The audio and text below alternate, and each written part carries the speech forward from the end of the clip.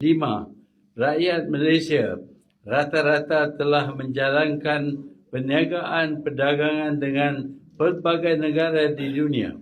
Perjanjian baru ini sudah pasti akan menjejaskan perdagangan mereka dengan rakan-rakan dagang serta dunia yang hubungan telah dibina sekian lama. 6. Perjanjian ini juga membenarkan dasar campur tangan Amerika Syarikat kepada industri pemakanan, pembuatan, pertanian, pemerdagangan, telekomunikasi, ketenteraan, nuklear, nadi bumi, perlombongan dan sebagainya.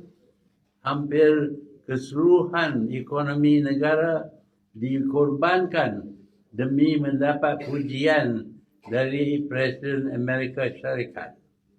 7. Malahan hak untuk menentukan halal haram barangan yang dibawa masuk dari negara bukan Islam. Dalam konteks ini, Amerika tidak dapat lagi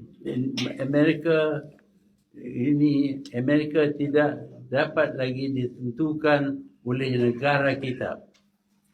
8. Penjelasan kerajaan juga amat diragui. Ini adalah kerana kementerian, badan-badan berkait ekonomi dunia serta media asing melabel perjanjian ini sebagai penjualan hak kebebasan memilih Malaysia.